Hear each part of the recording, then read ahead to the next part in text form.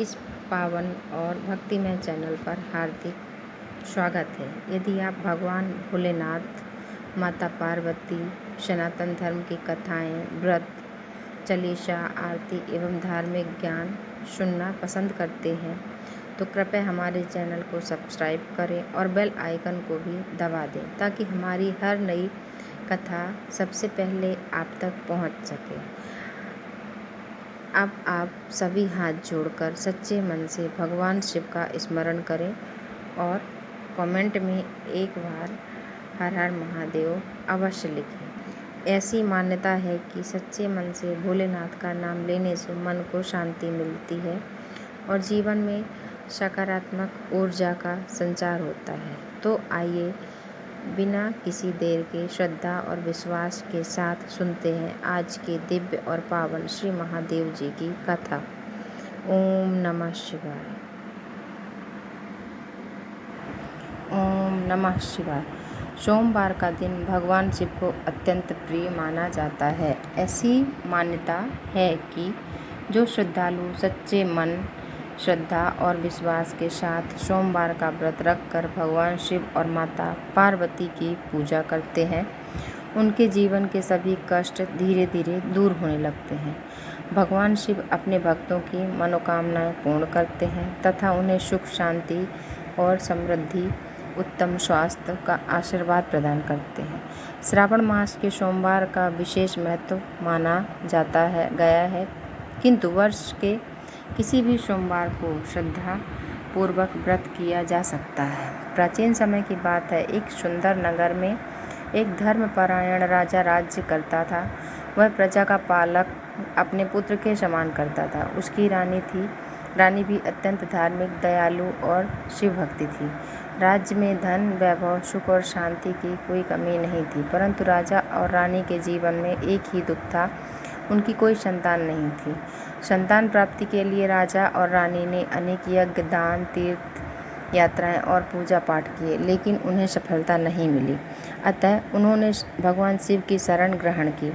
दोनों ने प्रत्येक सोमवार का व्रत करना प्रारंभ किया। प्रातः काल स्नान करके शिवलिंग का जल, दूध, दही, घी और गंगा जल से अभिषेक करते, बेलपत्र, धतूरा, आक के पुष्प अर्पित करते और पूरे मन से ओम नमः शिवाय मंत्र का जाप करते। उनकी भक्ति देखकर माता पार्वती प्रसन्न हुई। उन्होंने भगवान शिव से कहा, स्वामी, ये दोनों अत्यंत श्रद्धा से आपकी आराधना कर रहे हैं, इनकी इच्छा अवश्य पूर्ण कीजिए। भगवान शिव मुस्कुराए और बोले, देवी, इनके भाग में संतान का सुख बहुत अल्प है, परंतु आपकी करुणा के कारण इन्हें एक तेजस्वी पुत्र प्राप्त होगा। कुछ समय बाद रानी ने एक सुंदर और गुणवान पुत्र को जन्म दिया। पूरे राज्य में उत्सव मनाया गया, लेकिन भगवान शिव के वचन के अनुसार उस बालक की आयु केवल 12 वर्ष निर्धारित थी। यह बात केवल राजा और रानी जानते थे। राजकुमार बड़ा होने लगा। वह बुद्धिमान, विनम्र और धर्मपरायण था। जब वह 11 वर्ष का हुआ तो राजा ने उसे शिक्षा के लिए अपने मामा के साथ काशी भेजने का निर्णय लिया। जाते समय राजा ने मामा से कहा, रास्ते में जहाँ भी अवसर मिले ब्राह्मणों को भोजन कराया और दान देना। दोनों यात्रा पर निकल पड़े। मार्ग में अनेक स्थानों पर उन्होंने यज्ञ कराए, दान दिए और भगवान शिव की पूजा की। एक नगर में पहुँचने पर वहाँ के राजा की पुत्री का विवाह था। संयोगवश वर एक आँख से काना था। वर के पिता को भय था कि यदि राजकुमारी ने वर को देख लिया तो विवाह टूट जाएगा। उन्होंने राजकुमार से विनती की कि वह कुछ समय के लिए वर का वस्त्र धारण कर विवाह मंडप में बैठ जाएं। राजकुमार ने किसी का अपमान ना हो, इस भावना से उनकी सहायता कर दी। विवाह की सभी रस्में पूरी हुईं। विदा से पहले राजकुमार ने राजकुमारी के वस्त्र पर चुपचाप लिख दिया, जिस युवक के साथ तुम्हारा विवाह हुआ है वह मैं नहीं हूँ। मैं तो केवल सहायता के लिए यहाँ बैठा था। तुम्हारा वास्तविक वर दूसरा है। जब राजकुमारी ने यह संदेश पढ़ा तो उसने अपने माता पिता को सारी बात बता दी। सत्य सामने आते ही विवाह रोक दिया गया। सभी ने राजकुमार की सत्यनिष्ठा की प्रशंसा की और उसे सम्मानपूर्वक विदा किया।